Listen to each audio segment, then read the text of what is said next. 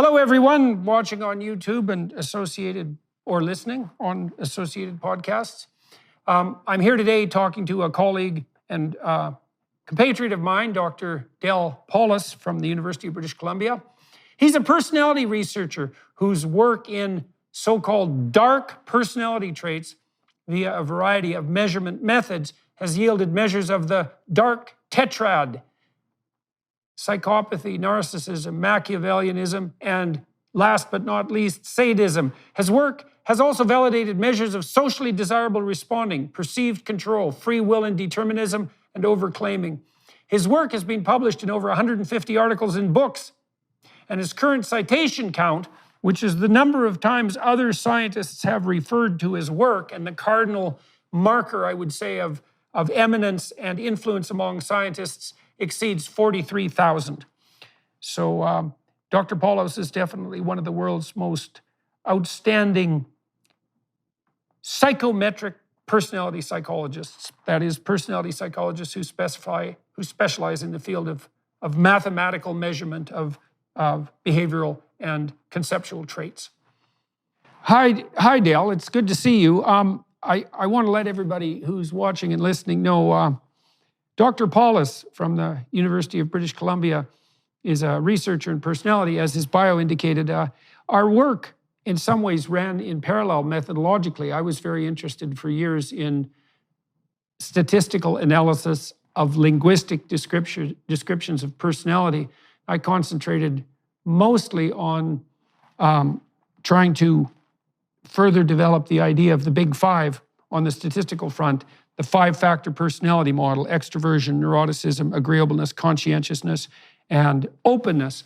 Dr. Paulhus took a turn that was very interesting to me, though, as well. He's spent a number of decades studying what came to be known as the dark triad and later the dark tetrad. Originally, when the corpus of adjectives was generated to extract out a five-dimensional description of personality from language, judgmental adjectives were eliminated from the corpus. The idea was to produce a set of descriptors of normative and non-pathological personality, independent in some sense of morality. And there was some utility in that, I think, because it gave us a picture of normative personality. But the downside was we didn't develop as detailed an understanding as we might have of the dark side of personality. And that seems to be where your work, which is receiving increased public attention, I would say, perhaps in the days of internet misbehavior, that's where your research really came into its own. Is that a reasonable initial summary? Yeah, good summary. So do you want to start by explaining to people, let's walk through your research on the dark triad. How did you become interested in this, and how did you develop the measurement instruments, and what do you measure? Well, like a lot of academics, my research can be traced back to my advisor, who was Richard Christie, the inventor of Machiavellianism as a trait. And he did something very clever. He went into the books of Niccolo Machiavelli, who was an advisor to politicians way back when, and he took the statements, administered them to undergraduate students, and simply asked them, how much do you agree with these statements? Like, you have to get to know important people, and always be prepared for the worst in people. And the amazing thing was the huge variance in the responses. And that's what personality research is all about. We look for and wallow in, relish the fact that people give different answers. And apparently, a lot of people agreed totally with the statements that Machiavelli made in the 1500s. Others were horrified by them. And so that inspired Richard Christie to make a questionnaire. The Mac-4, the most popular version of his questionnaires, was administered to subject pools at his university, Columbia University, and elsewhere. And it wasn't just self-reports. It predicted actual behavior. So he could show that people who scored high on the MAC-4 manipulated others in a room in a laboratory. So they would try to squeeze money out of other people by tricking them, and all of this could be recorded and published. Hence, Richard Christie is forever associated with Machiavellianism. So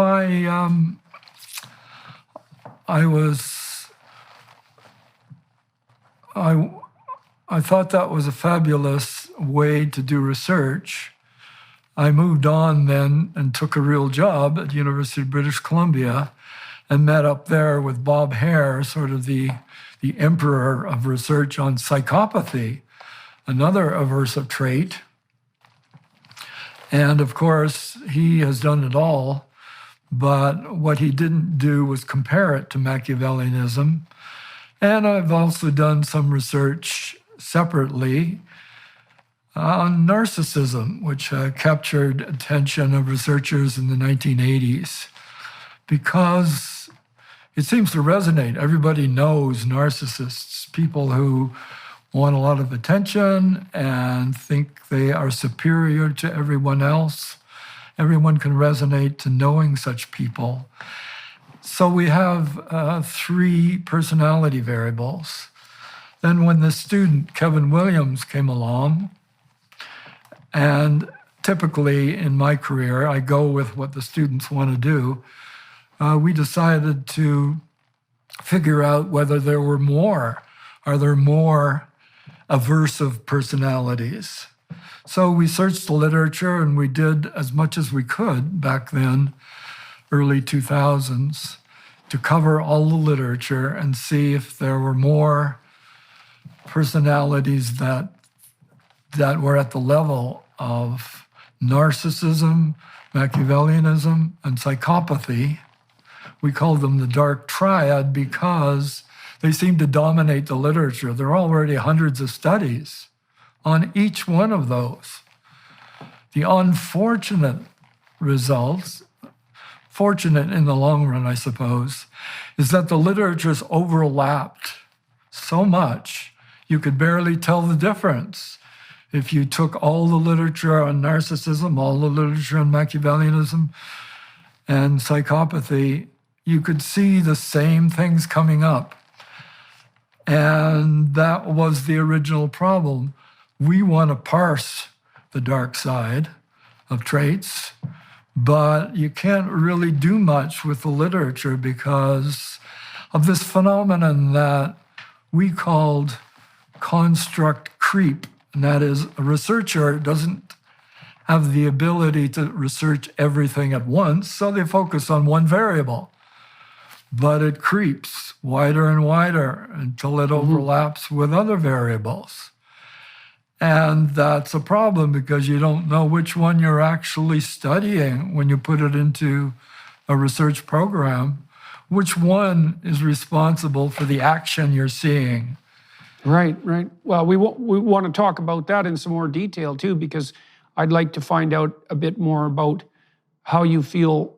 I know that the dark triad has morphed into the dark tetrad to some degree, and I'm also curious as to what you have to say about the overlap between the dark tetrad qualities and personality disorder categories, especially in the histrionic, antisocial, and narcissistic categories. Obviously, that shades into personality pathology. And so can I define the 3 traits and have you correct my definitions, if you would? So the Machiavellians, as you pointed out, Machiavelli was an advisor to princes who was really interested in some sense in the outright maintenance of instrumental power. I wouldn't say he was driven by any intrinsic ethic. It was Machiavelli gave advices to princes who wanted to maintain their position by hook or by crook, let's say. So Machiavellians are willing to use manipulation to obtain their personal ends.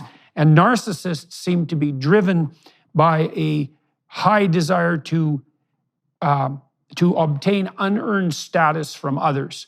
the most important thing for them is not status in relationship to competence, let's say, or in relationship to performance, but just in status for its own sake.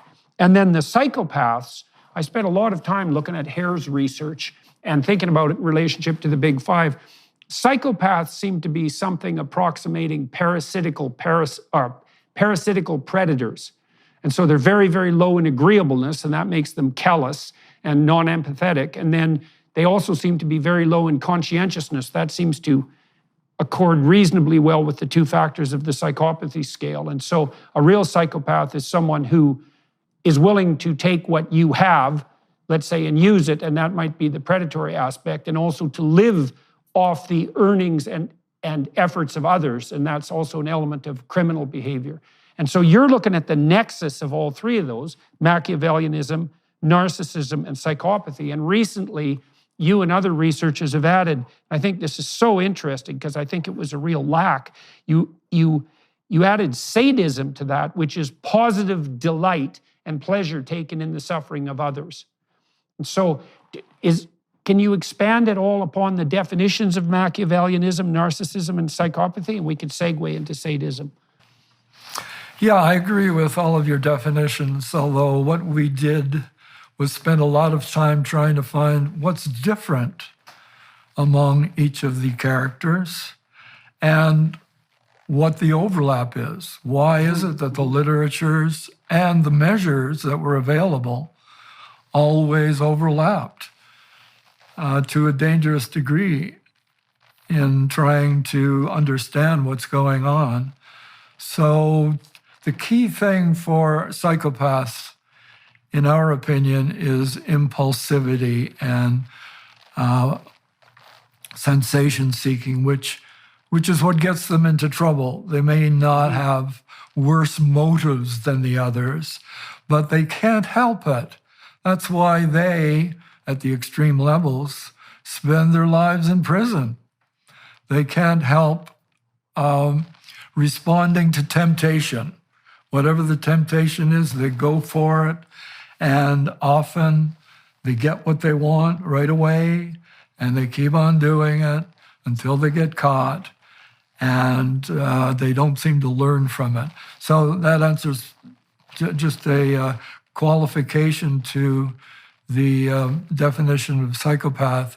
Now, what's underlying it, we think, is callousness for all of them. They're overlapping because at the core is a failure to have empathy. And if you have a deficit in empathy, it seems inevitable that you're going to exploit other people in one way or another because you're not getting the feedback that people with empathy get in seeing other people suffer at your hands. And the story of sadism is quite a long story, but if you want me to get into the details, sure. I can do that now. Yeah, please do, please do. Yeah, I don't know whether I'm more sensitive to these things than other people, but I started seeing sadism in regular people.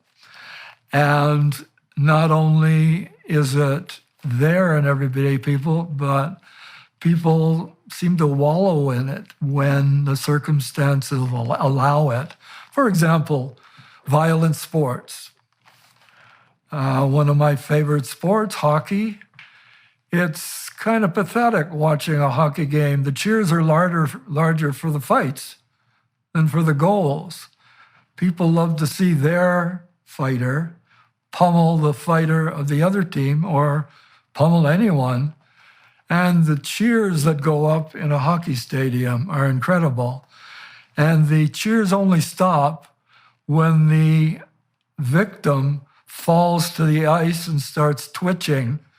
Then a hush follows over the crowd, showing the dual nature of positive and negative motivations that human beings have.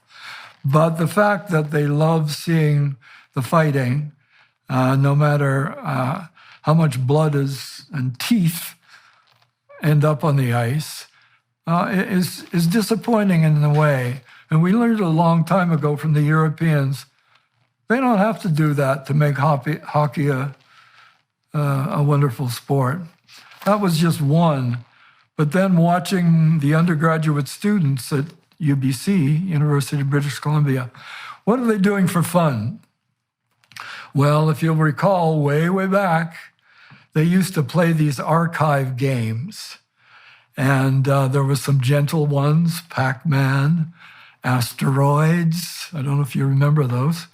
But going down into the arcade, you see that people are gathered around one of the arcade games.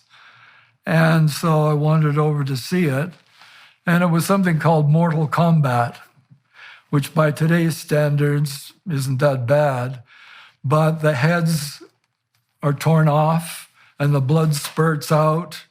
And that's why the crowd was there, because it was so much more appealing than the silly little Mario Brothers stuff. And it just struck me as the beginning of my interest in what people do, especially young males, when they have time on their own. So if it's not porn, then it seems like it's violence, and it's somewhat horrifying, but it's gotten worse. I don't know if you've been following the video games that are now available on your home computer. You don't need to go to an arcade and be embarrassed by what you're playing, because you can sit at home and play whatever games you want. And so now, what's it called? Grand Theft Auto. You can kill innocent bystanders, step on their heads, etc. And there are actual torture sites where you can go and torture people. You can torture animals. It's all there. And so people are paying to do this stuff. They pay for violent sports. They pay for violent movies. What's the most popular television program these days? It's called Game of Thrones. And it's the most sadistic kind of television program that you've ever seen.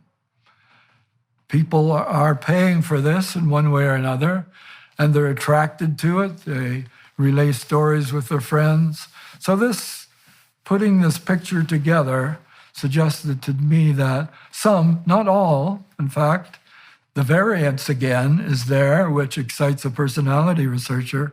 Some people are highly attracted to this stuff. Other people are horrified. I know that neurophysiologically, anger is a multidimensional emotion. It activates positive emotion systems and negative emotion systems simultaneously.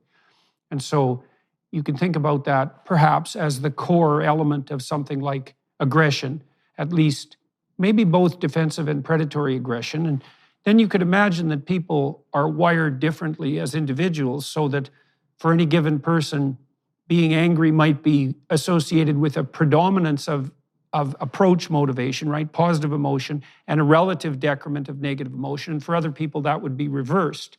Like, I'm trying to account for what the positive pleasure is in the observation or participation in the aggression. I mean, you could associate it with, hypothetically, you could associate it actually with predatory behavior, with hunting and with combat, but it also might be a consequence of differential wiring at the neurological level in relationship to the balance between positive and negative emotion experienced by any given person with anger.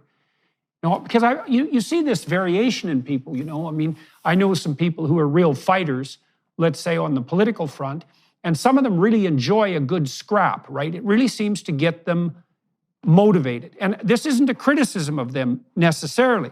And then other people, and I think I fall more into this camp, I'm not really very interested at all in conflict. It bothers me a lot, although I don't like delayed conflict, so I'm likely to engage in it, relatively upfront.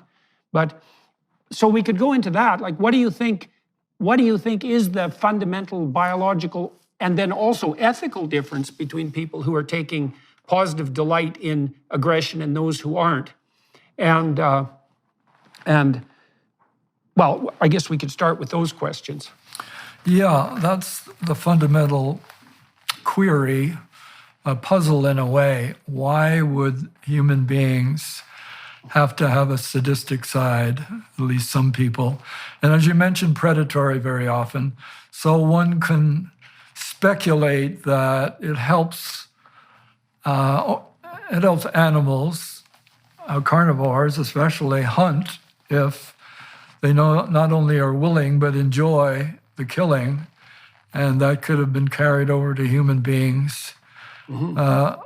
Also, a little more instrumental explanation would be that it helps dominance. That is, if you can scare off your competitors, whether they're competitors for mates or for territory, then being sadistic about it. That would be a niche theory in some sense, I guess, is that I know that the worldwide prevalence of psychopathy ranges between 1% and 5%, hovers around 3%.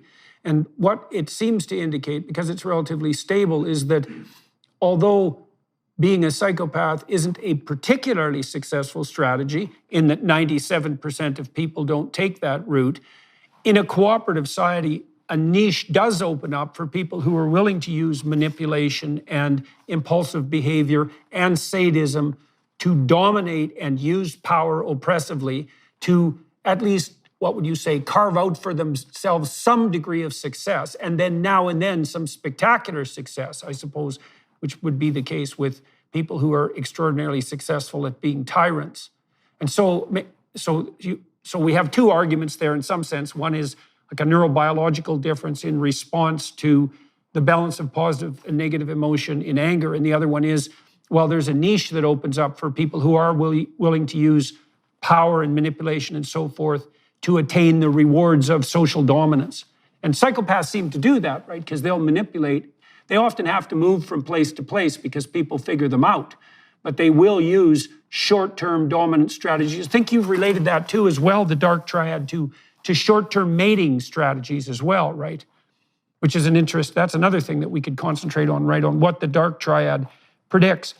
The dark tetrad interested me particularly because the literature I read on psychopaths did describe them as impulsive. So they're willing even to sacrifice their own futures to the pleasure of the moment. But there was obviously a subset of psychopaths who delighted in being cruel. And the standard explanation of callousness, say, which is merely lack of empathy, didn't seem to be enough, right? Because it isn't merely that people are lacking empathy. It's that sometimes there are people who take a positive delight in cruelty, and that there's a new term that's used to describe online mobbing behavior or bullying behavior, troll behavior, which is lulls, right? I just did it for the lulls, which is the plural of LOL, laugh out loud. And to do it for the lulls is to go after someone on the net, often anonymously, merely for the purpose of making them miserable and wretched and put them in pain, just so that you can enjoy that. And certainly that's not mere psychopathy, right? That's not mere impulsiveness. There's an additional component that's worth concentrating on. All right, so you covered a lot of ground there. Picking up on the argument for psychopaths being impulsive, just to remind viewers who are not that familiar with evolutionary theory, the simple argument is you got to get mates to maintain your genes in the gene pool. And there are many ways of doing that, right? One is to grab and run with whatever you want, using force if necessary. That will sometimes get you mates. More strategic Machiavellians find ways of manipulating others to get their genes into the gene pool. Narcissists seem to attract mates, partly because of their confidence, even if it is overconfidence. Sadists are a little harder to see. Why would being sadistic get you romantic and sexual partners? Well, I think I touched on the only explanation that I could think of, and I think you mentioned it too, and that is, well, You scare off your competitors, and you even scare off your mate into doing what you want by hurting them and in a very public way. So you're deterring reactions from other people, and that may be of benefit in some circumstances. And then you went into the niche theory, or niche, as some people say. Yeah, there's a lot of niches out there for dark personalities. Each one may require very select kinds of traits, but if you want a job as an enforcer and on a hockey team, you better damn well be able to and willing to and like to hurt other people. It also might be, so I know someone quite well, so I talked to him. He was often hired by corporations to fire people.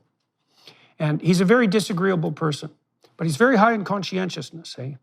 So I was talking to him at one point in my lab because I was struggling with a few students and who I eventually let go. And I really realized that I probably had kept them in the lab longer than I should have, and that their poor performance was demotivating some of the people in my lab who are very high performers and, just producing a decrement in the overall quality of our work.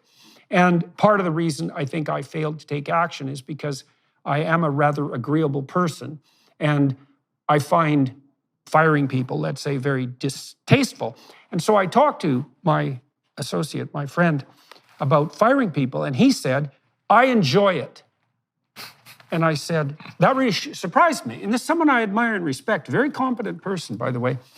I said, well, why is that? He said, well, I go into corporations and I ferret out the people who are kissing up and kicking down. I ferret out the narcissists. I ferret out the people who, as I alluded to, take credit when they haven't done anything and cast aspersions on others when they have done something, and who are clearly not doing their job. And then also, I go after people for whom it would be better in some real sense to be off doing something else.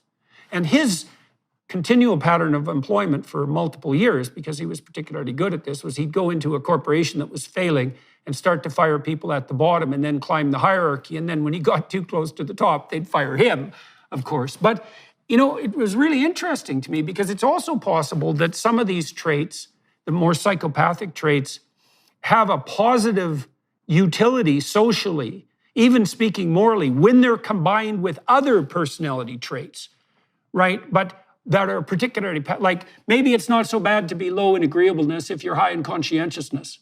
But maybe it's really bad to be low in agreeableness if you're really high in neuroticism or really low in conscientiousness.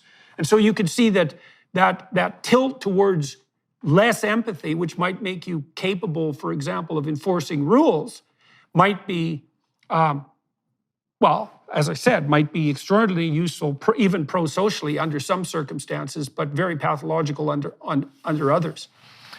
Yeah, there's a movement now, I think, to question the absolute positivity of empathy. This fellow Bloom from Yale University, I'm not sure if you haven't interviewed him yet, you should, because he points out the overuse of empathy or inappropriate use of empathy, like letting a stranger into your door is a simple example, but having traits that make you overreact, say, to blood and guts, is going to prevent you from being a surgeon. You've got to be able to get your knife in there and slice people up, and to some extent ignore them if, up to a point, if they're complaining. Right. But so there are jobs in which too much empathy is going to impede your ability to success. So he goes through a lot of examples like that. I suppose one of the first things they do at boot camp is to try to impose certain kinds of motivations in soldiers that are joining the army, and make sure they understand that if you don't kill first, they're going to kill you, or they're going to kill your buddies. And that should be the way you think when you're in a war. And if you don't have that ability to reframe your normal, gentle personality, then you're in the wrong place. Right. Well, and it's clearly the case that people who are very high in trait empathy, so very high in agreeableness, they are easy to take advantage of. And they also tend to become resentful and bitter. At least that's been my clinical observation, because it's very difficult for them to stand up for themselves, right? And so you need a certain amount of capacity for aggression. And then there's an interesting twist here too. I don't know, I read a book a while back called Billion Wicked Thoughts. It's a very, very interesting book. It was written by Google engineers, and one of the things they did was analyze pornography use between men and women, and with billions of searches, literally. And they found, which is not surprising, that men preferred visual pornography, but females preferred literary pornography. And they found the classic literary pornography plot, which was something like, relatively innocent but undervalued and attractive but not so obviously attractive young woman stumbles across this sort of commanding man who has many women at his disposal, and over time, despite his relatively high levels of aggression, he finds himself attracted to this woman and then forms a sexual relationship with her. It's a Beauty and the Beast plot, essentially. But one of the things that's so interesting about their analysis was they listed the top 5 occupations or characters for female sexual literature. And they were pirate, surgeon, billionaire, vampire, and pilot. And so those are all males who I would say are marked by, oh no, not pilot, werewolf. Werewolf was the 5th one.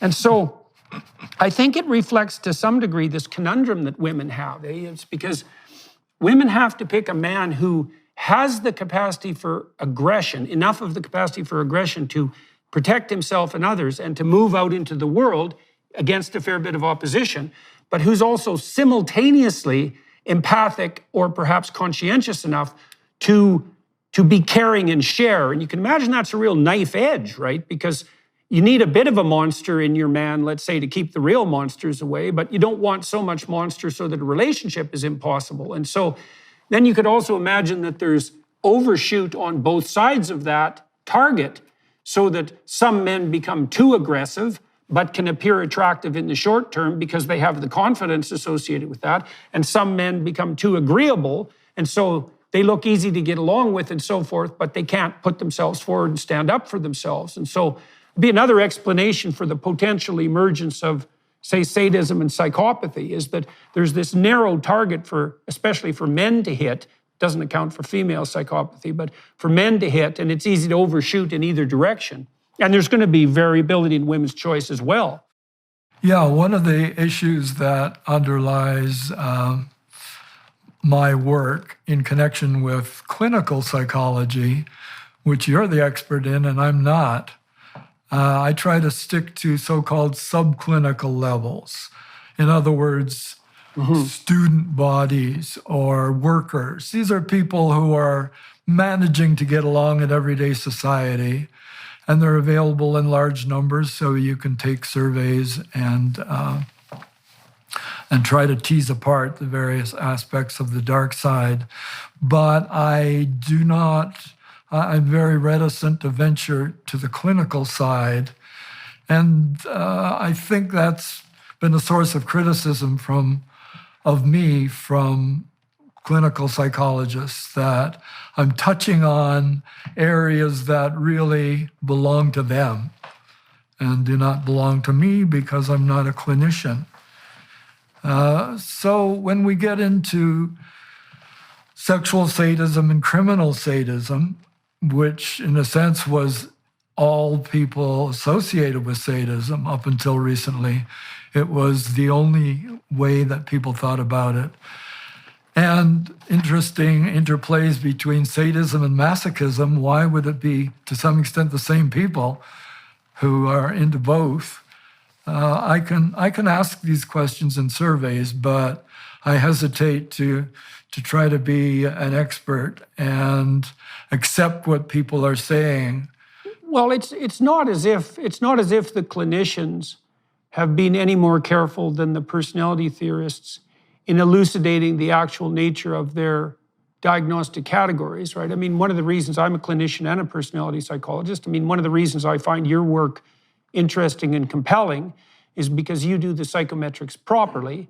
And that's not always obviously the case with clinical diagnostic categories, because they're basically holdovers from the psychiatric enterprise, and they weren't extracted out of a primarily statistical model. And so on the downside for the clinical psychologist, it's not obvious at all that we have our nosology, our diagnostic category system straight. And so I'm not saying that in a cynically critical manner, because it's actually a very difficult thing to do right. But it seems to me that your work isn't unfairly poaching on the grounds of clinical psychologists, because somebody has to do the basic psychometric work. It's like, well, what are the basic categories of, let's say, predatory and parasitical behavior? Now, you can imagine that there's a place where that becomes clinically extreme and has to be dealt with in another manner, but there's absolutely no reason not to look at its subclinical manifestations as well. One of the reasons I wanted to talk to you now is because I've been reading a number of papers. I got really interested in this idea that virtualization enables, well, maybe psychopathy, but maybe more broadly, dark tetrad behavior.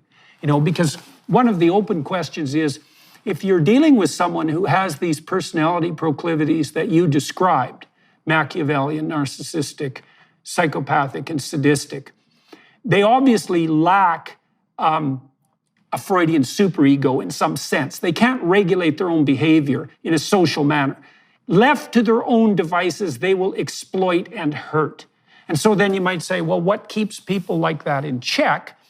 And one of the answers to that would be, well, the same thing that keeps the rest of us in check, which is mechanisms built into the neurobiology of our face-to-face contact. Like, we know that if you put people in a car, they'll be ruder to each other, to someone in another car, than they would be face-to-face on the street.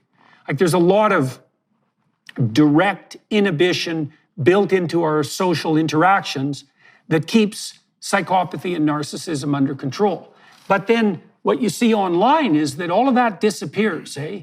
And I don't think that there's any real price to be paid for dark tetrad behavior online, especially if it's anonymous. And that's made me think more recently, especially as our culture tears itself apart as a consequence of the battle between extremes on the political spectrum. It's made me wonder how much of that's actually driven by the virtualized enabling of psychopathy and narcissism. Because, it's always a problem. One of the things people might not understand who are watching this is the incredibly high cost that biological organisms bear in relationship to parasitical behavior. So that'd be associated, let's say, with psychopathy. There is good evidence, although I wouldn't say it's canonical, that the reason that sex itself evolved was so that we could stay ahead of the parasites. If you just clone yourself, the parasites can chase your genome down the generations. But if you mix your genes, then the parasites have to adapt rapidly to keep up. You can stay ahead of them. And so sex itself was driven by parasitical behavior. And so what that indicates is that the presence of parasites as well as predators throughout our entire biological history has presented a canonical threat to our very civilization. And now, if it's true that virtualization enables the psychopaths and the narcissists, then it seems to me that that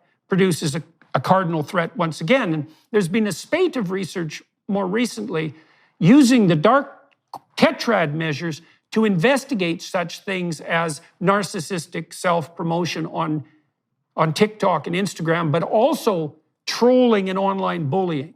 And so maybe you could tell us a little bit about what's been found on that front. Yeah, well, again, you covered a lot of ground there, but the central point I have to totally agree on And we got into a specific aspect where sadism plays a big role, and that is the trolling online. You get to say anything you want without repercussions. If you said that to the person's face, you'd be in trouble for various reasons, legal and physical reasons.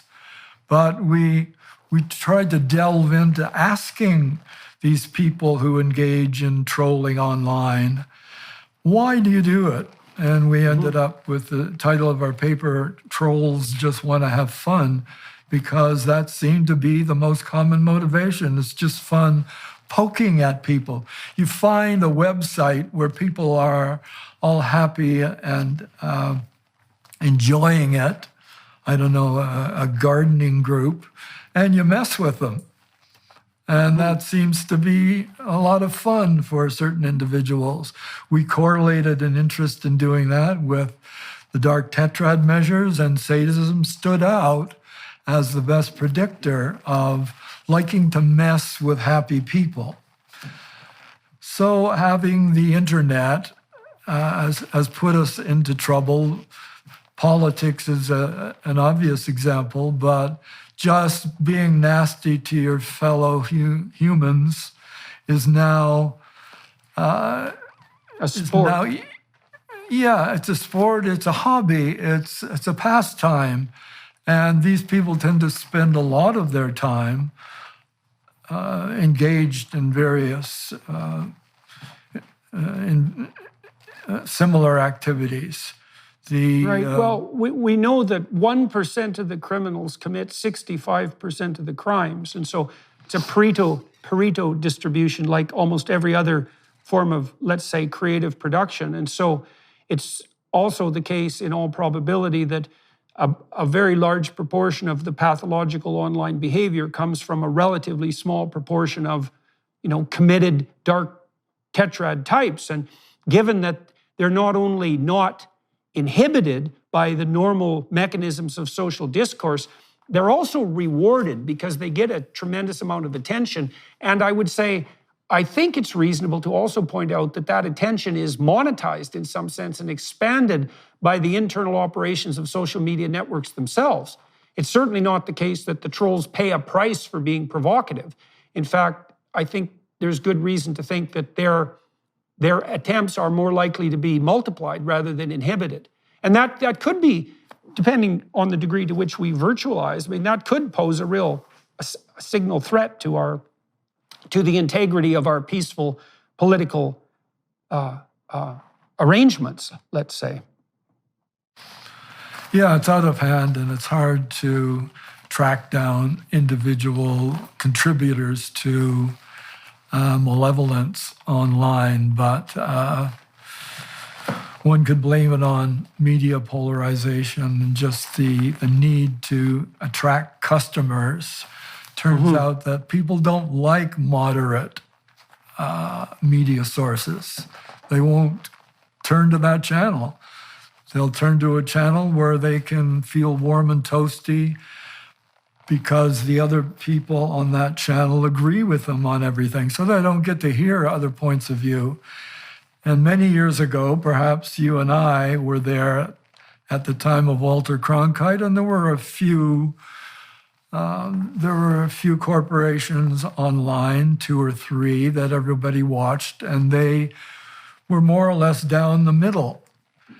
If those were put online now, nobody would watch. People want to watch the extreme version of their own politics. And that's unfortunate development in technology. Yeah, well, there are some exceptions to that, I would say. I've had a lot of success, let's say, with long-form dialogue on YouTube, and other people have done the same thing. And, inviting people like you to have discussions that last 90 minutes or so. And that's a pretty comprehensive discussion, and it rewards a long-term attention span. But it's definitely the case that there are selective pressures in relationship to attention to gather as much impulsive attention as possible. And of course, there's a profit motive behind that often, because if you can gather people's attention, you can advertised to them. And I'm not saying this cynically. I'm just trying to observe the way the system is working. If you can gather people's attention by whatever means, you can almost instantly monetize that. And so we also have this new technological problem, which is that we have technologies that can really reward impulsive information gathering and simultaneously monetize it. And that means that that's fertile territory for the psychopaths and the narcissists and the Machiavellians and the sadists to exploit. And I think there's enough of that to actually undermine public trust in general, because it makes, like, my actual life is way less contentious than my online life. You know, they're not even in the same universe in some sense. Is that sense of polarization, it's really very difficult to tell now in the modern world how much of that is a mere consequence and a mere appearance of virtualization and how much it actually reflects some fundamental disquiet. I mean, I know they loop, but we have no way of really knowing. And if it is true that virtualization enables psychopathy, then that's a real conundrum. That's a real tough nut to crack. Yeah, and it's scary in a way to think that, in a way, you're getting closer to what people are really like in anonymous responses. We know that from questionnaire work, that the more anonymous responses, the less desirable the answers that you get from people are. But it does sound very cynical to think that the nasty stuff you see online is really the human condition, which is covered up. I'm more optimistic about that, because of this Pareto distribution phenomena. I think I'm pessimistic because it looks like a very small number of bad actors can cause way more trouble than we would have thought, right? And that's a pessimistic idea, is that, it's only 3% who are dark tetrad types, or maybe 5%, it depends on where you put the cutoffs, let's say. And that means 95% of people are going about their business in a decent manner. And that's a very positive thing. But the downside is, but that 5% can cause a god-awful amount of trouble. I mean, I talked to Andy No about Antifa, and I'll tell you how that came about. I was working with a group of Democrats in the US to help pull the Democrat Party towards the center. And I did that for a number of years. And there was one topic that we used to come to a fair bit of disagreement about, and that was the reality of Antifa. And the Democrats I was working with were absolutely convinced of the absolute reality of 4chan and the right-wing conspiratorial groups, but they didn't believe that there was really any such thing as Antifa. And I thought, well, these were smart people. And I thought, well, why the hell do they believe that? And they said, well, there's always been race riots in the United States, and the degree to which Antifa is organized is blown out of proportion, and they're not really a formal organization, and so on and so forth. And I thought, well, that's interesting, because some of that's true, but you could say the same thing about the hypothetical right-wing conspiratorial groups. But then I talked to Andy No, who's done more to cover Antifa than any other journalist. And I said to him, Andy, how many Antifa cells, let's say, do you think are operating in the United States? And he thought for a while, and he thought, well, maybe 40. And I said, well, how many full-time equivalent employees, so to speak, do you think each of those cells have? And he thought, well, maybe 20.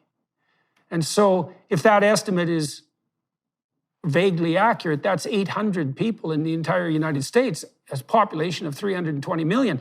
It's really one person in 400,000, right? And that's sort of statistically equivalent to zero. So, that's why the Democrats can say, well, that Antifa doesn't even really exist. But the counter-argument is, there aren't very many of them, but a small number of people who have these dark tetrad motivations. And I'm not saying that's unique to Antifa, by the way. I'm talking more about the riotous troublemakers who love to dance in the street, If it's only 1 in 400,000 people, that's just an indication of how much trouble someone who has no internal sense of restraint can make manifest if they're free of all external social controls.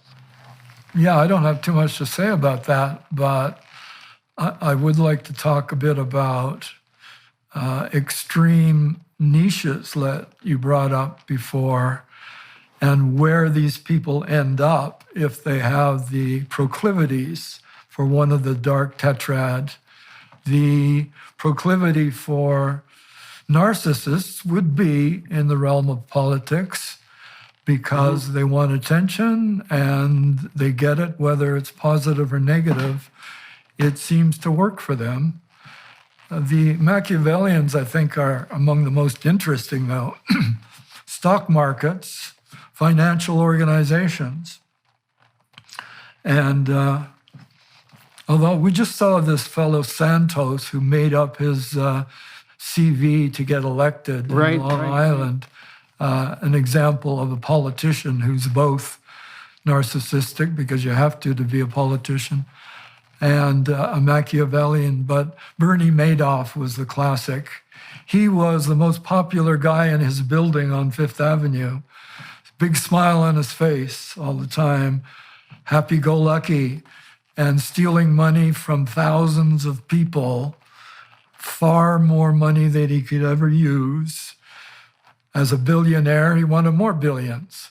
But that's a niche in which Machiavellianism will help you get to the top. You have to manipulate and hide and do it relatively low-key, unlike the narcissist. So I think we already talked about the psychopath and the sadist, but it does play out in the occupations that one chooses to suit your niche. Yeah, well, you can also see there that makes the issue of leadership a complicated one, right? Because we know that the big five personality profile of narcissists is something like high extroversion and low agreeableness. And so you can see there that someone who's low in agreeableness is going to put their viewpoint forward in a pretty aggressive manner, and someone who's extroverted is going to be enthusiastic and captivating. And you need those. You can understand that there might be situations that cry out for genuine leadership where both being extroverted and being disagreeable would be an advantage. And, that might be a situation where you hope like hell that your extroverted, disagreeable politician is also extremely high in conscientiousness. So that even though they might like attention and even though they might be less empathic, then that their relative lack of empathy would pose a certain risk, that their proclivity to abide by a set of ethical principles would override that. But then you get people who fake that conscientiousness and fake competence, which is partly what psychopaths do when they entrap women, is to fake that competence and then to look like you're abiding by the rules when you're just being Machiavellian and narcissistic and manipulative. Yeah, that's fascinating to think about different combinations and of the big five, but also of the dark tetrad. I wrote a paper on Steve Jobs, for example, some time ago. It helps to be a genius, of course, but if you're a full narcissist who believes you have the right idea and the entire world is wrong about it, everyone disagreed with him, and he was right. Right. Well, that's a good example of that hyper-successful niche, right? So that's a very interesting case, because you're going to get the odd situation where someone is narcissistic and hyper-intelligent and correct, in which case their narcissism and their callousness, in some sense, is absolutely what's needed to bring forth that whole set of ideas. Well, in fact, he was fired by his own company after having proved himself to be a genius and changing the world in so many ways. His own company said he was too obnoxious, so they let him go. Eventually, the company kind of faded out. They had to bring him back. But right. How can you be so super successful and fired by your own team? Classic case. Well, I know people who worked with Jobs, and one of the things they told me was that he was unerring in his ability to cull. So he had a very high eye for quality, but he also didn't let empathy stop him from killing projects he thought were counterproductive. And that's a tough one, right? Because you can imagine, you can't say that if you're running a company and you're attempting to produce something, that keeping a faltering project going because you don't want to hurt the feelings of the employees by bringing it to a halt is a moral virtue. It's not a moral virtue. And the reason for that, as far as I can tell, is that you're just prolonging the agony and awaiting the inevitable death, right? So you have the evidence in some sense at hand, but you're unwilling to draw the appropriate conclusions from it. And there is that same necessity for discrimination and elimination that might also be driving the capacity, as you pointed out earlier, of a surgeon to go into someone's body and to get rid of the cancer, right? Independent of the fact that they have to deal with the blood and the gore and the pain and the fear and all of that, and they can't let that stop them. Yeah, I agree totally with everything you just said. I wanted to get back to the psychometrics just for a moment. I know you worked in depth on the Big Five and separated into aspects and broke it down. And that's, in a way, characterizes a certain approach to personality. I call the distinction lumpers and splitters. And that's, to some extent, been the pro and con of my approach, trying to tease apart or parse the dark side is an approach that just made sense to us given the overlap in literatures that I mentioned earlier. But there's also a tendency, you mentioned earlier the evaluative sense, to lump together good traits with other good traits.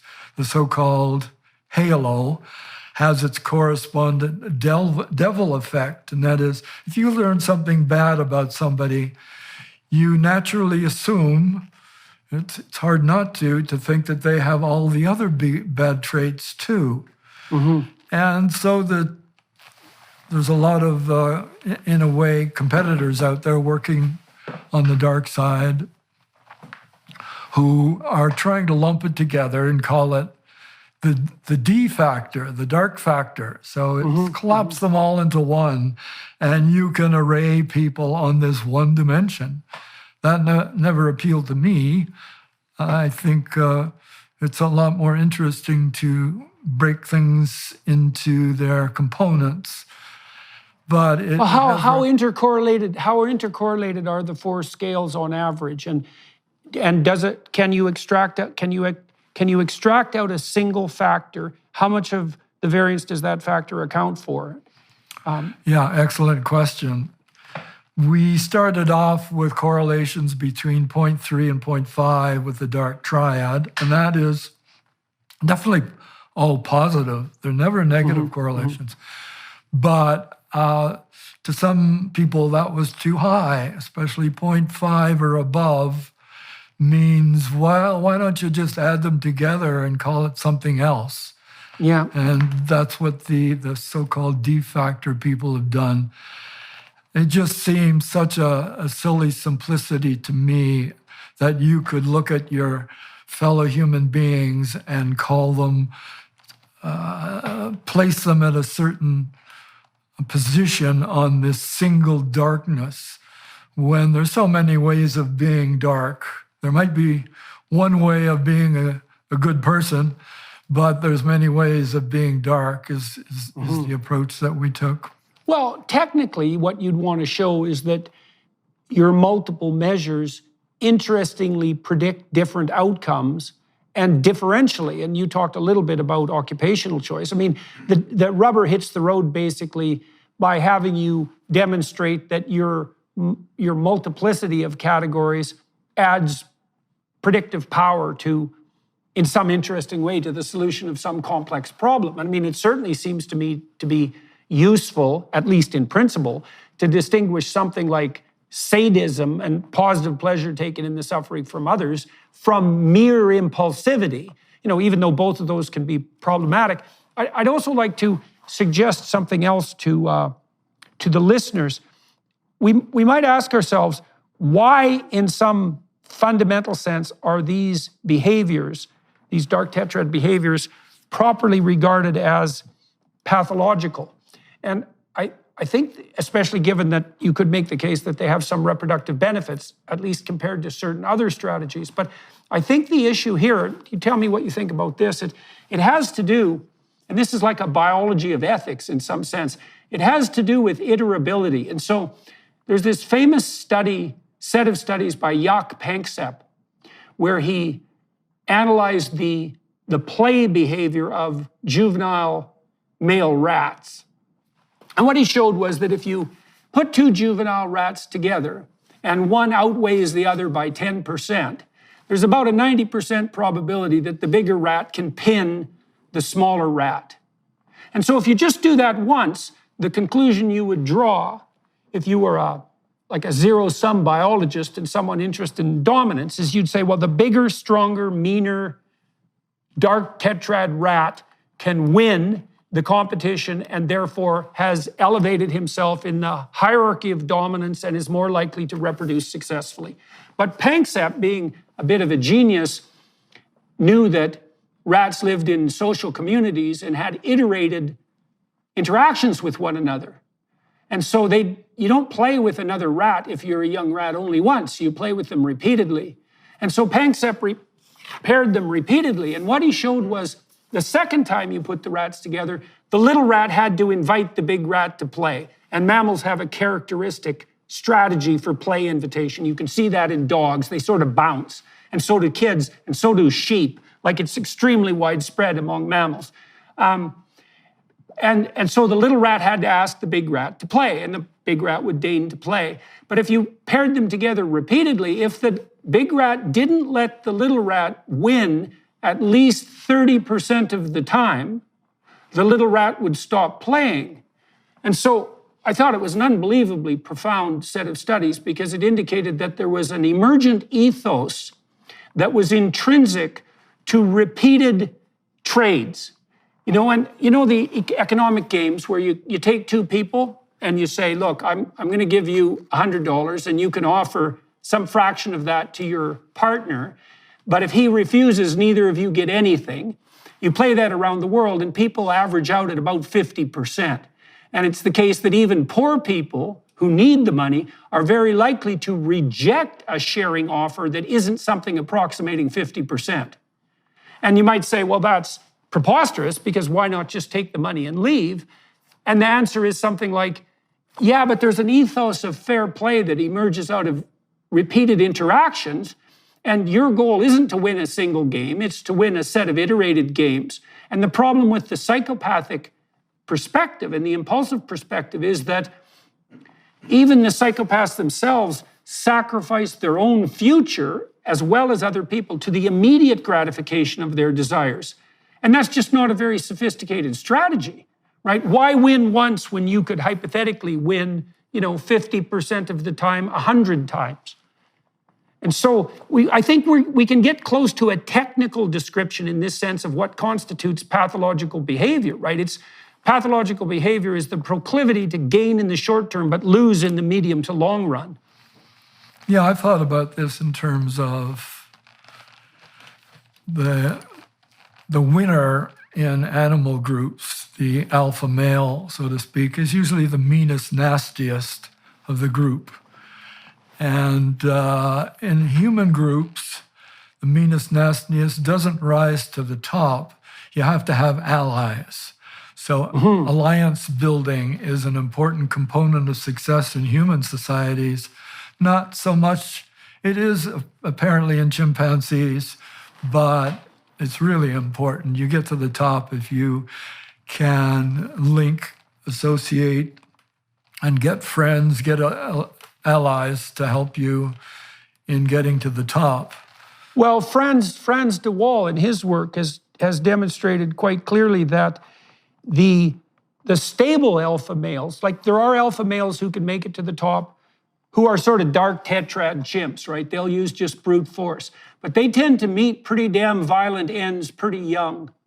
Whereas the stable alphas sometimes are smaller males who ally themselves with powerful females, but who are also more reciprocal often in their interactions, so more fair traders, let's say, than any other individual in the group. And so DeWaal has done this lovely job of relating, let's say, cooperative leadership to social stability and length of reign. And so the psychopathic chimp might do better than the chimp who is only withdrawing and never interacts at all. But the psychopathic chimp who relies on aggression doesn't do nearly as well as the reciprocal chimp who builds a network of allies. And so, and I really like DeWaal's work for that reason, because it's often the fact that people who presume that our hierarchies are based on power point to, say, chimpanzees and say, no, it's power that sustains dominance. It's like, no, power can provide you with dominance in the short run, but it's not an optimized long-term strategy. And so it's reasonable to view it in some sense as a form of deviant pathology, especially in its more extreme forms, because it's a self-defeating game. Yeah, this notion of getting people on your side or developing allies, of course, is essential for politicians. It's the one with the most voters, the one with the most compatriots supporting them, money-wise and otherwise, who gets to the top. We, apart from Machiavelli, we've also been drawing on Sun Tzu, the famous art of war writer from China. And as in many cases, the Chinese got there before the West did. But he talked about building alliances. And indeed, we tried to invoke that in our measures. And it turns out to be a key for manipulation. The Machiavellian is well aware, and you can see that in some of the items on the Mach scale, of getting people on your side is essential to getting ahead. It might be the key element to it, not standing up and leading, but getting people to be persuaded to your side. Right, so the Machiavellian then, in that situation, the Machiavellian, I would say, is mimicking reciprocal sociability, right? Because if you and I form a relationship that's going to be stable over time, it's going to be something like, let's say, a 60% exchange. You'll contribute half, and I'll contribute half. But the reason I represented that as 60% or maybe 75% is because if you and I engage in reciprocal, honest trading, the sum total of our activity will exceed the sum of our individual activities, right? We can do more together than we could do apart. And so there's all sorts of sense to be made for the establishment of these honest, durable, and reciprocal relationships. But what that also means is that if most people establish those, then people who only act as if they're establishing them can capitalize on that. Just like the narcissists and the psychopaths, with their false confidence, can mimic competence and fool. Well, there's good literature evidence, for example, that the dark tetrad types, broadly speaking, are particularly good if they're male at fooling young women. As women get older, they get better at separating out the narcissists from the competent men. But initially, because the narcissists have this confidence that is a marker of competence, even though not an invariable marker, they can easily be fooled. And so that opens up the landscape of cooperators to exploitation by a small minority of predators and parasites. So what else have you found out on the social media front? And where do you think the interesting research is? Where's the interesting research going on in that area? And do you have any sense of what sort of constraints need to be put in place in online forums to keep the psychopaths under control? Like, I've come out recently against anonymity because my sense, I've read tens of thousands of online comments. My sense is that a radical proportion of anonymous posters have these dark tetrad traits. And I know there's a research literature that actually indicates that as well. And so I've been attacked for that because people think that, their right to free speech also involves this right to anonymous posting. And I can understand that argument, but the problem is it does seem to me to open up the landscape to the predatory parasite types, and that's a real problem.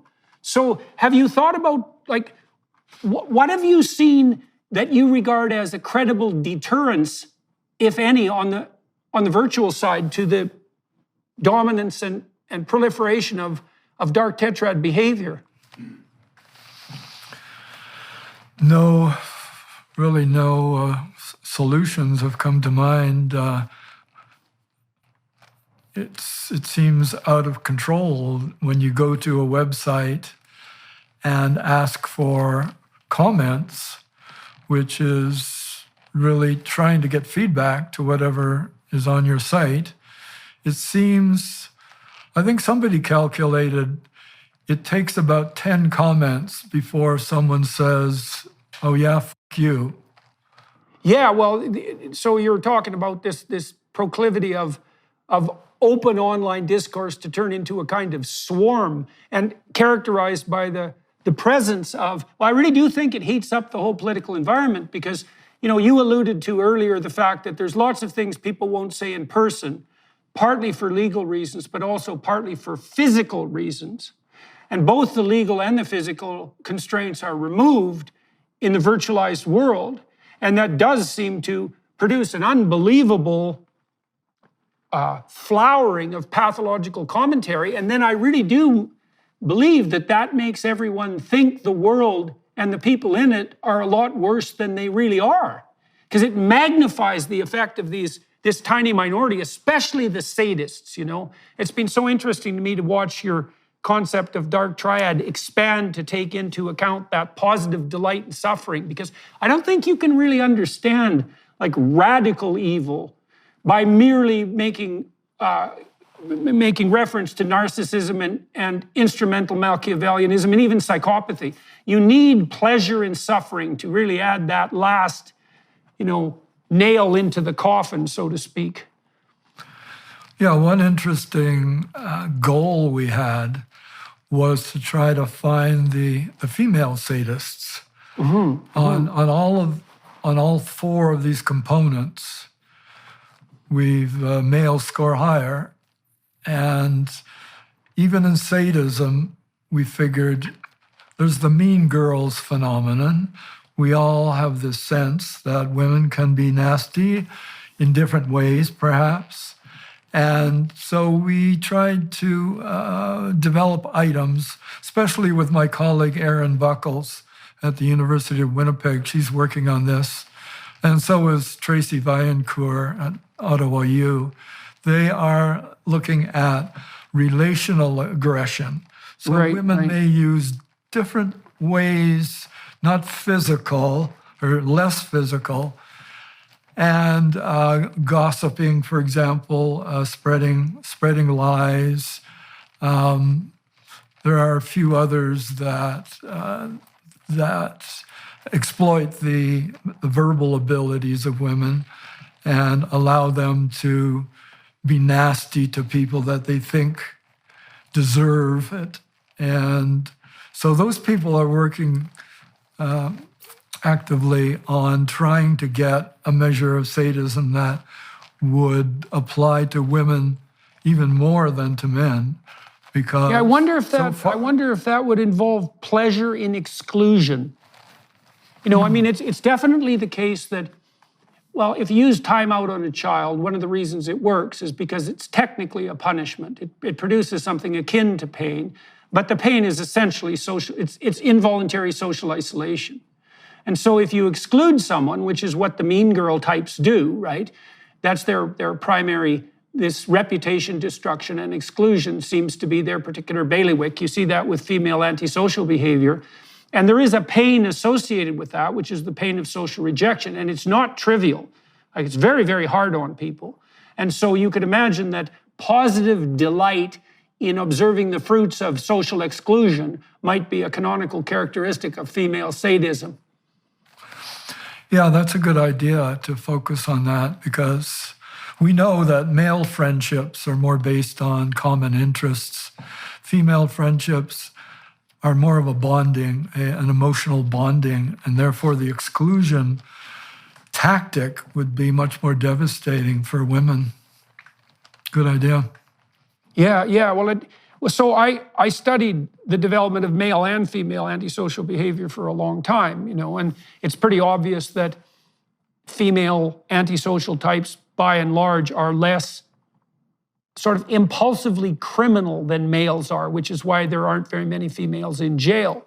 But that ability to denigrate and to gossip and to destroy reputation is much more characteristic of the female antisocial types, and they can be really, really good at it. And the frightening thing about that, too, to some degree, is that, male aggression of the physical sort doesn't scale worth a damn on social media, because you can't use physical aggression on social media.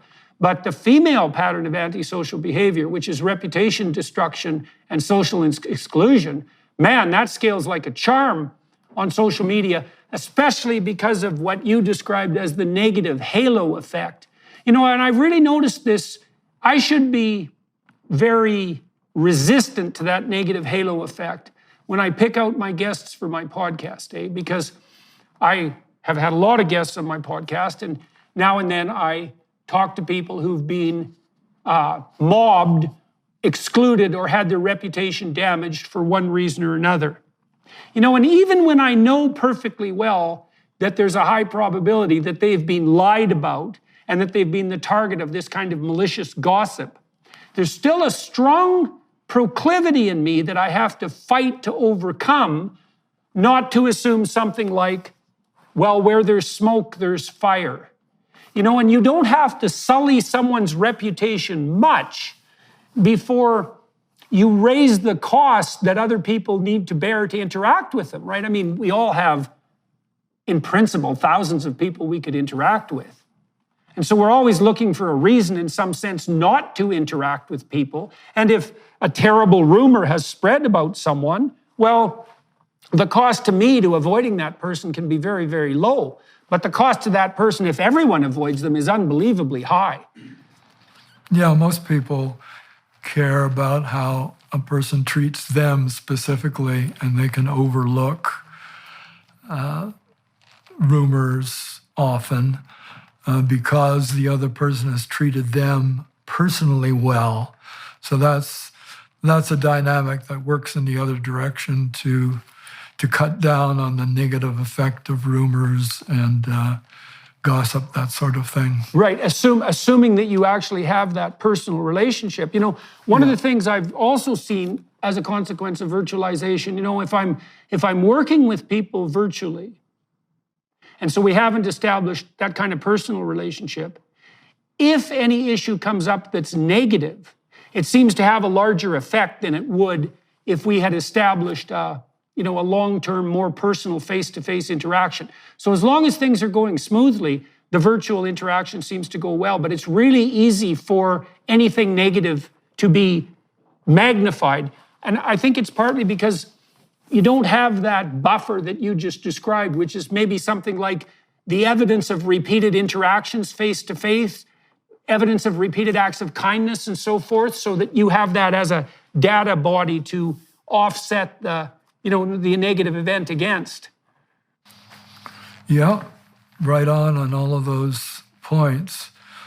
I did want to talk a little bit about your work on the Big Five with respect to the challenges to the Big Five, as well as the challenges to my work, kind of dovetail in an interesting way. And that is, although the Big Five has become the consensus for the broad personality traits, so Big Fivers mostly assume that they've covered it all because they're working at such a high level. And people like me who are working from time to time on individual traits, that would be farther down the hierarchy of the personality space. Now, it turns out that you can add at least one other dimension to the Big Five, and that's been contributed by Ashton and Lee, two Canadian researchers who have, to some extent, eaten away at the popularity of the Big Five by talking about the big six or the hexaco. And what they've added is a dimension called the honesty, humility, which was a poor choice, I thought. But it turns out that extra dimension they added subsumes all of the dark traits that I've been working on. Oh, I didn't know that. I wanted to ask you that. Oh, when was that discovered? That has been coming to light over the last 5 years. And so I've certainly turned to favoring the big six instead of the big five in some of my recent work, in terms of, we know that personality space is rather amorphous, and you can rotate dimensions in multiple ways to suit your fancy. But this one suits me because it shows where the dark traits fall with respect to a comprehensive personality space. They all fall together under this one dimension, honesty, humility. And so I really appreciated the Ashton and Lee for... Now, do you think that's because Ashton and Lee, is it because they included, in some sense, some of the originally excluded words from their statistical samples of adjectives, the ones that are more evaluative? Because, I mean, your phrases or sentences are really quite evaluative on the moral dimension, and so they wouldn't have been considered in the initial Big Five corpus. And then honesty, humility seems to be kind of in the middle of that, right? Because it's obviously better morally to be honest and humble than to be dishonest and arrogant. And so you're sneaking there or stepping into the domain of ethical categorization. But I wanted to ask you, actually, like if you throw your sentences into a sentence level Big Five, like the ocean model, I think what you just said is that the individual sentences will line up, the dark triad or dark tetrad sentences will line up on a dimension that's the opposite side of honesty, humility. Do they break out across other factors as well? Or like how much does honesty, humility subsume the dark triad on the negative side? Well, it's pretty much the whole thing is there under honesty, humility. They do have a couple of other negative traits in there. So theirs is slightly broader, which suggests maybe we could add a couple of other negative traits to our pantheon of aversive personalities. That's one direction to look in anyway. It's interesting what you say about pulling out the negative traits, which Cattell did many years ago, and Tellegen and a few others have pursued that. And indeed, I think that's there if one looks hard enough at the work of earlier personality researchers. The Big Seven was available in the 70s, and one of those looked like a dark personality factor. So that would make an interesting paper to track that issue. Interesting you put that together. Has anybody done a large-scale compilation of the dark tetrad items with the hexaco model, like on thousands and thousands of people? Have you done that yet? Others have done that, yeah. Yeah, it's there. The Germans have always been known as good psychometricians, and they've shown in a number of large-scale studies that both in German and in English, they can work as well in English, have show that clear pattern. Oh yeah, okay, well that's really worthwhile knowing. So what forms of behavior do you think are most powerfully predicted by the dark tetrad questionnaires? Like the sorts of things that people might encounter in their day-to-day life, if we can bring this to life for people. We're focusing on a set of personality attributes. What are you likely to experience if you encounter someone who is characterized by a plethora of these characteristics? Well, that's kind of a summary of our goals in my laboratory, and that is we want to develop practical measurement instruments. One can find a lot of interesting things in Freud's Thanatos and Jung's shadow, but you're not going to be able to ask people about those in a job interview. So what we want are measures that can be applied to ordinary people, whether they're job selection, you want certain kinds of people, and sometimes you want a little bit of the dark side, sometimes not. Even in these romantic websites where you're pairing up people, you want to know a little bit about the potential partners. The dark side is starting to prove useful there. So practical measures that you can present to large groups or diagnose people is what we've been aiming for. And so the psychometrics have been the most important thing, getting it right. So we tried in California on that front. This might be something you'd be interested in methodologically. So I put together a behavioral predictive battery that was very short cognitive analysis, which is basically the Raven's progressive matrices revised. We made our own matrices, but we got a good central measure of general cognitive ability, and then a good fake-proof measure of the big five.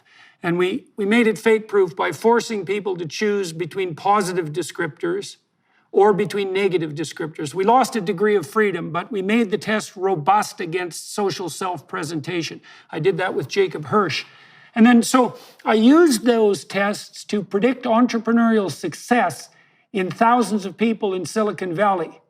I was working with a man, Adeo Resi, who ran an institute called the Founder Institute, which was the biggest early stage tech incubator in the world. I think he started 5,000 companies, something like that. And we could predict entrepreneurial ability pretty well, basically with general cognitive ability, trait openness, and a bit of a positive tilt for age. But this is what was happening in his classes. He'd get 50 people together at a very early stage in the development of their business ideas. And now and then he'd get a couple of bad apples in the group, and that would just destroy the class. And then he was spending all his time attending to the troublemakers. So he came back to us and he said, look, we're doing a pretty good job of finding people who are qualified, but we can't keep out the troublemakers. And I thought, well, could we do that psychometrically? So this might be something interesting to consider in relationship to the dark triad and the personality disorders.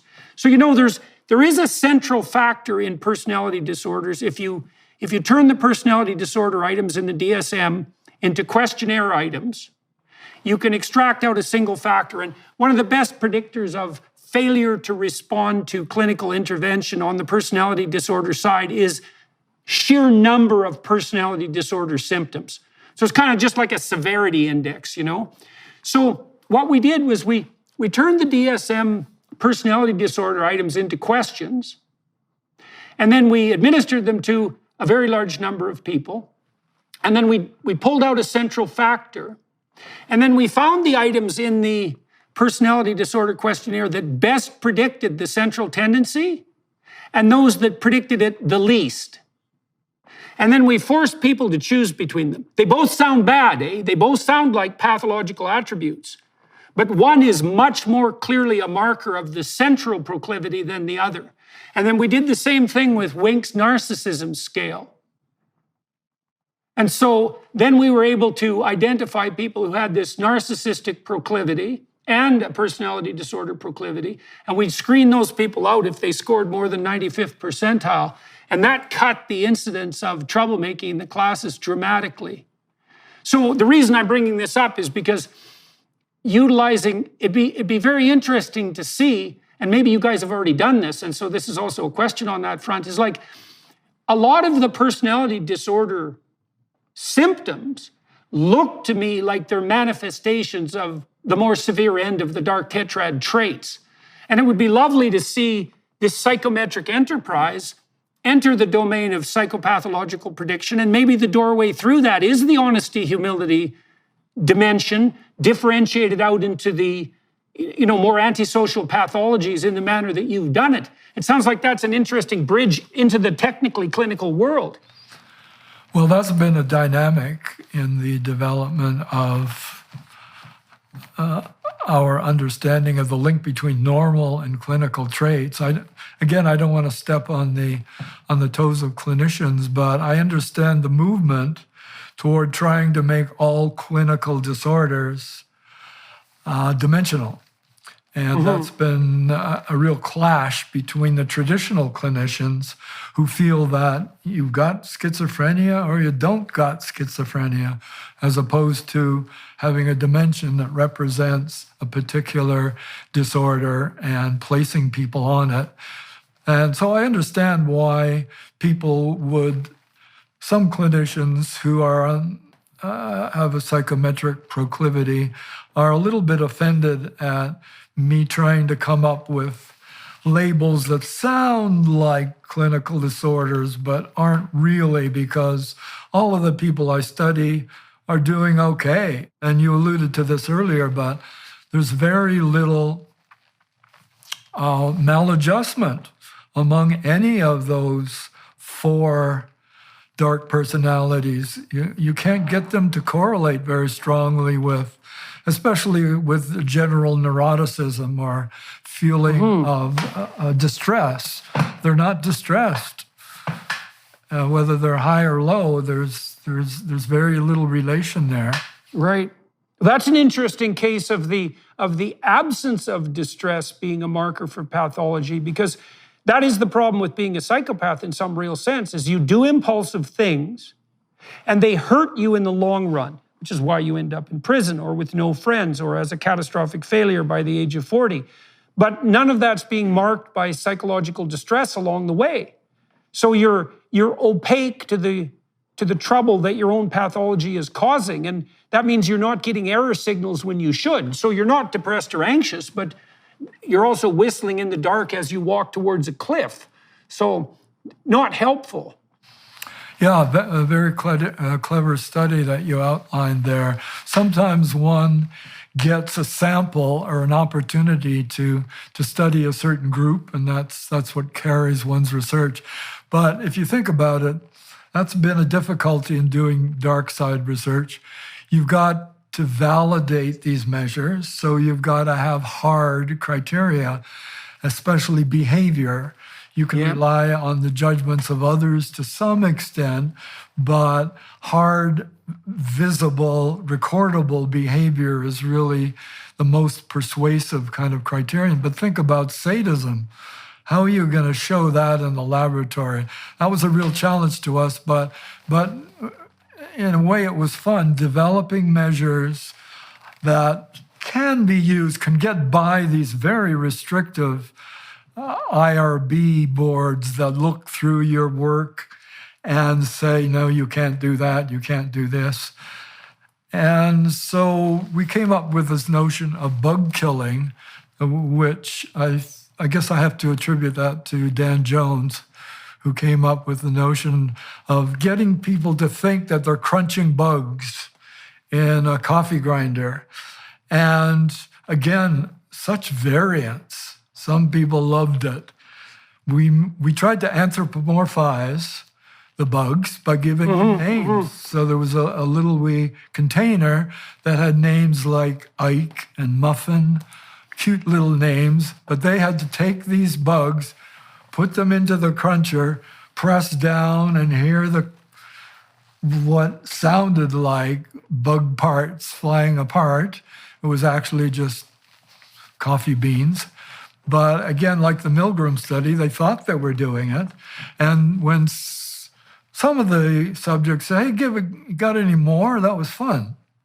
Other people were so horrified to think about the whole idea, they just ran out of the lab when we described what we wanted them to do. Lovely to have variance like that when you're studying something sensitive like sadism. We also use voodoo dolls. I'm not sure if you're familiar with that research, giving subjects a cute little doll and saying, think of the person that you really dislike. Now we're going to leave you alone for 5 minutes, and you're welcome to take this set of pins and stick them into the doll to represent the degree to which you hate them. And again, lots of variance there. We come back after 5 minutes, and some of these dolls are full of pins. And that tends to correlate with, I think this particular study was actually showing the dark tetrad measures in comparison to questionnaire measures of psychoticism, which is, in a sense, answered the question that you often pose yourself when you're listening to a horrible crime described on television, and you wonder, this is such a horrible crime. Was the person crazy? Or was the person nasty? And that has legal consequences, doesn't it? You're crazy, you're not guilty. You're just nasty. You can go away for some time for doing nasty stuff. And we found actually that both contributed to the extent that you can measure psychoticism with the questionnaire measures, debatable. We found that independently, the dark tetrad and psychoticism predicted the number of pins that you stuck in this sorry little doll that you were given. So, Del, you've been delving into the dark side of human behavior for a long time, and you alluded to the fact or the possibility of a certain pessimism that emerged as a consequence of your observation that sometimes anonymous responses are actually more revealing, and anonymous behavior on the net has produced quite the uptick in pathological behavior. But what has been the consequence for you personally in focusing so intensely on this dark area of human proclivity? And well, let's start with that. Oh yes, and then the other thing was, how do you distinguish, let's say, personally and scientifically, between the ethical issue with regard to the dark tetrad behavior and the biological motivations, right? Because your work does skirt that line, right? So you can think about psychopathy as an adaptive mating strategy in some sense on the scientific front, but then when you think about it ethically and personally, it falls into the category of the kind of clearly reprehensible behavior that should get people locked up. So A, what has this done to your view of human nature? And B, how do you thread the needle of scientific evaluation versus moral evaluation? Well, for me, it started in an undergraduate course where I learned about Machiavellianism and went to work with Richard Christie. So in a sense, I was there from the beginning, what the causal direction was. I'm not sure at that point, but I did do a lot of other work on self-enhancement, etc. Other researchers in my department like to study happy people, and I didn't find them as interesting as the dark side.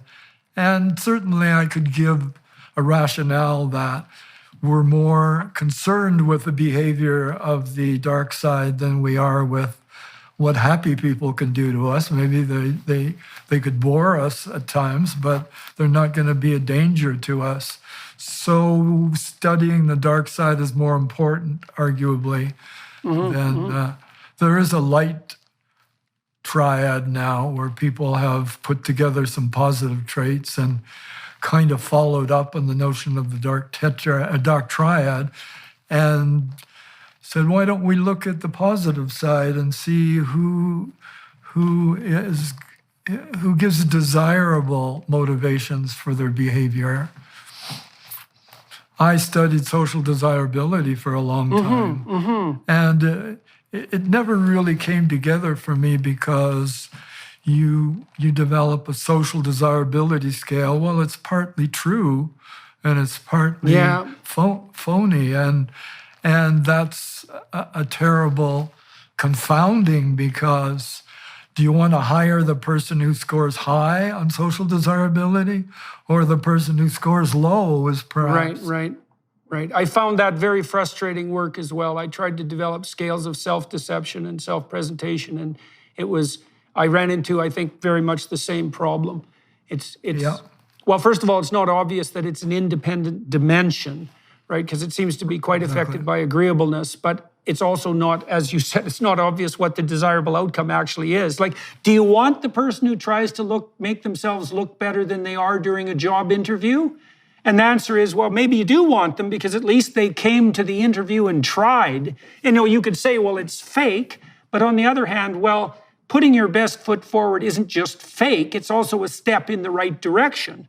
And so separating those out is extraordinarily difficult. It's also difficult to separate it out from such things as extroversion and trait optimism. And yeah, it was a real morass. I know you did a lot of work on that for a long time, eh?